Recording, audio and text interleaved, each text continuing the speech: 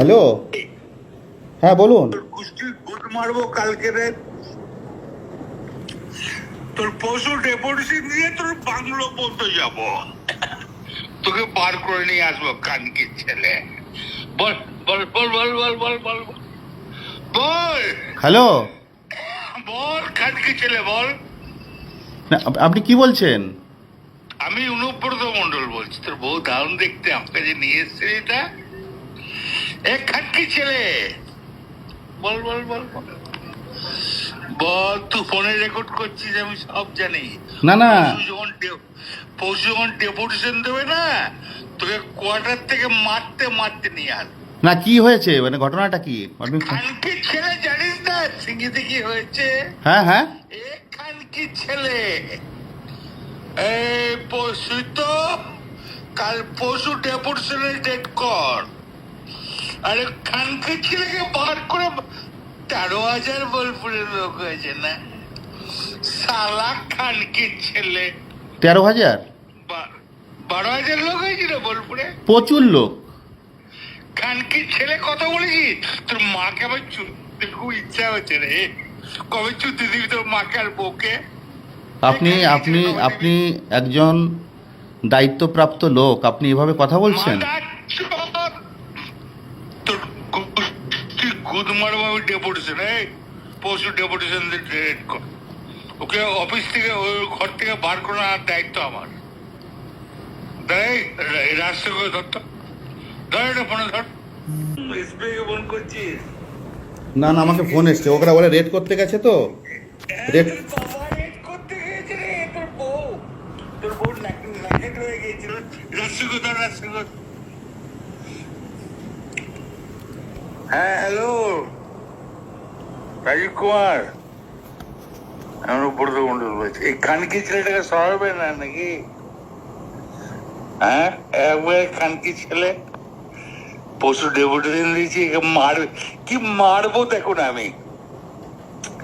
এ আমার 10,000 লোক হয়েছে বোলপুরে, এ বলেছে খানকি ছেলে। এই খানকি ছেলে বলেছে 10,000 12,000 লোক হয়েছে। এ কাজলের গু খায়, তাই রে খানকি ছেলে? আমাদের তাই তো রে, ভুল বললাম? আমরা কারোর লোক নই, আপনি ভুল ভাবছেন। হ্যাঁ তিতির ভাই, তোর বউকে আমাকে চোদা বাজারে নিয়ে এসেছে যে আমার গান বানাইছে মাতা চোদ। তোর পরশু ডেপুটেশনের রেট কর, আমি যাবো থানাতে। ওর চুলের মুঠি ধরে করে আমি বার করে নিয়ে আসবো ওখান থেকে। বার কর, যা কানকে ছেলে, তোর গোষ্ঠীর গুদ মেরে দেবো।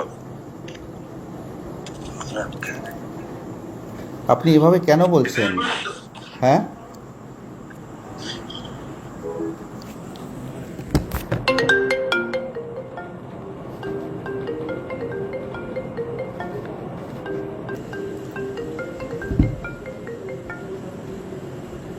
স্যার নমস্কার। স্যার বলুন স্যার। আর ওই সিঙ্গি যাচ্ছিল নুরুল বলে আমাদের একটা ছেলে। হ্যাঁ স্যার, ওই আমি খবর পেয়েছি, গাড়ি অলরেডি পাঠিয়েছি স্যার। ওই তিনজনের নাম আছে, ওই তিনজনকে অ্যারেস্ট করতে বলে দিয়েছি স্যার। হাসপাতাল নিয়ে যাও, আগে নিয়ে যাও। ঠিক ঠিক আছে, গাড়ি পাঠিয়ে দিয়েছি স্যার ওখানে।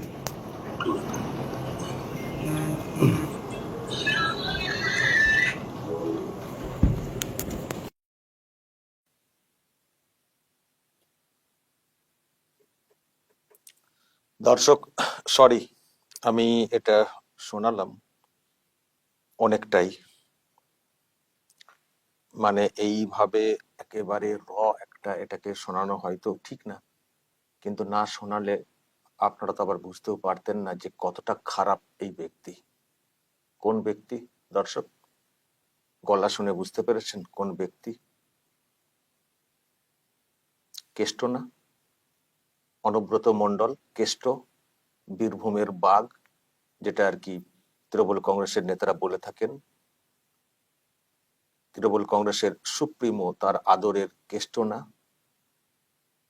যাকে বীরের মর্যাদা দিয়ে বের করে আনার কথা বলেছিলেন, সেই কেষ্ট না দর্শক? গলাটা শুনে আপনাদের কি মনে হয়েছে? আমার কিন্তু কেষ্ট কেষ্টই লেগেছে। তো তৃণমূল কংগ্রেসের সম্পদ আদতে কারা, তাদের চরিত্র কি, তারা কিভাবে থ্রেট দেন পুলিশ অফিসারদের এবং কি ভাষা, এটাই তো মানে এটা বোঝানো, এটা যদি আমি বোঝাতে চাই সহজে তো একটু তো র র তো দিতেই হবে। জানি আপনারা হয়তো অনেকেই শোনেননি, একটু ফরওয়ার্ড করে চলে এসেছেন, ঠিক আছে।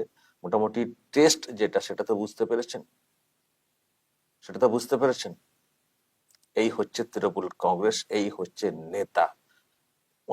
একা কেষ্ট না, এরকম দেখবেন মানে পুলিশ অফিসার বা অফিসার অন্যান্য যারা র্যাঙ্কে আছেন সরকারি পদে, দেখবেন কি ধরনের খিস্তি গালাগাল দেয়া হয়।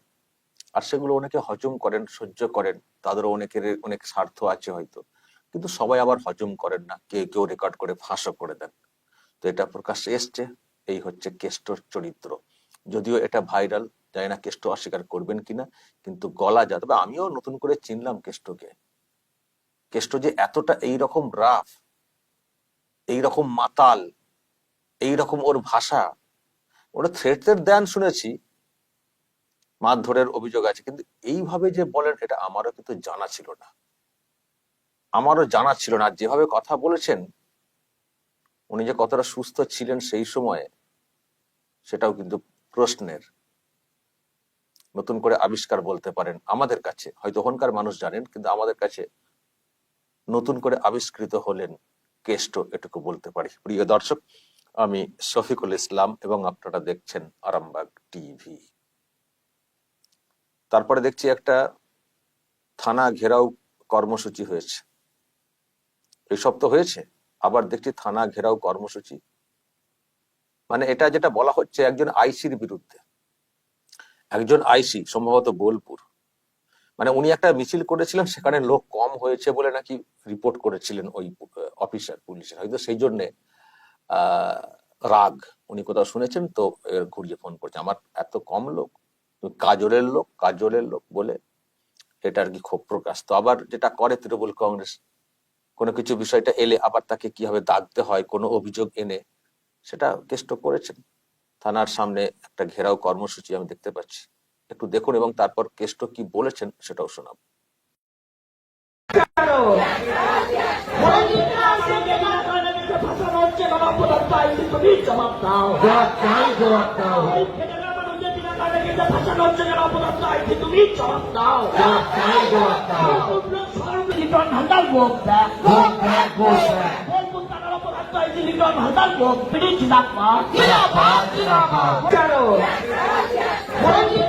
আইসিডির তো একটা মারাত্মক অভিযোগ।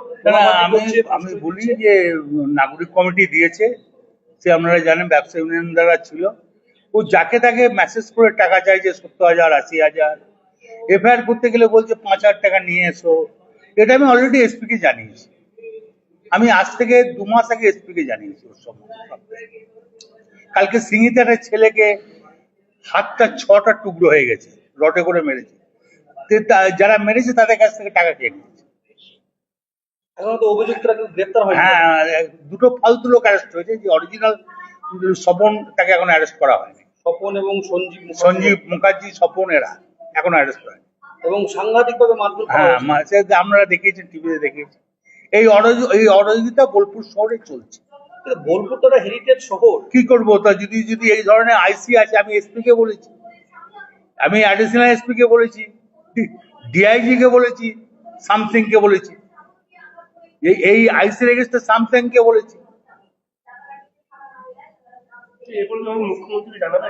আমি তো অলরেডি সবাইকে জানিয়েছি, এই আইসি রেজিস্টার সবাইকে জানি, এমনকি আমি আমাদের রাজীব কুমারকে জানিয়েছি, ডিবিটিলে তুলে না হোক, নাহলে বোলপুরের পরিবেশ নষ্ট হয়ে যাচ্ছে।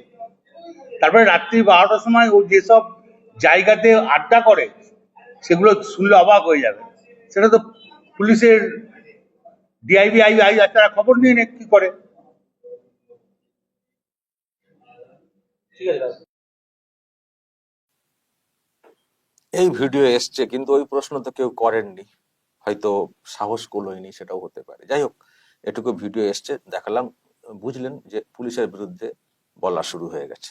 এখন পুলিশের বিরুদ্ধে যেসব অভিযোগ করা হয়েছে এগুলো ফ্যাক্ট, এগুলো অনেক থানাতে এই ধরনের অভিযোগ আছে, পুলিশ টাকা খায়, ঠিক মতো করে কেস নেয় না, সব ঠিক আছে, কিন্তু এই ক্ষেত্রে কি ঠিক, নাকি নিজের দোষটাকে মানে সাফাই দেওয়ার জন্য একটা দেগে দেওয়ার চেষ্টা? প্রতিক্রিয়াশীল হওয়া, এক্ষেত্রে নিশ্চয়ই প্রশ্ন উঠবে। তো যাই হোক, সেটা তদন্তের বিষয়। এখন দল কি করবে সেটা দলের ব্যাপার, কিন্তু আমরা নতুন করে চিনলাম কেষ্টকে, যে কেষ্ট এত খিস্তি মারতে পারেন। আবারও দর্শক ক্ষমা চাইছি, আমার চ্যানেলে এইভাবে এতটা র অডিও দিয়ে দেওয়া। আমি চেষ্টা করব একটু পরের দিকে ওটাকে এডিট করার, একটু একটু করে যে কেটে কেটে বাদ দেওয়া যায়। আসলে সময় পাইনি, আশা মাত্রই আপনাদেরকে শোনালাম। আমি দেখছি আস্তে আস্তে যদি খানিকটা ছোট করা যায়। দর্শক বলবেন, এই হচ্ছেন সব তৃণমূল কংগ্রেসের সম্পদ। এইরকম সম্পদ কি আপনাদের এলাকাতেও আছেন?